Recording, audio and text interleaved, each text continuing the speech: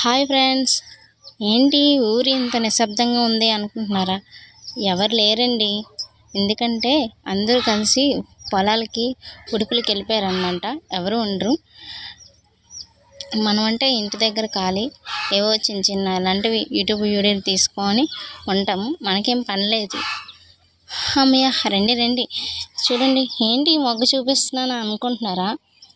ఇదేనండి మా పెరట్లో చెట్టు ఉన్నది, కానీ మొగ్గలు మాకు ఉండవు.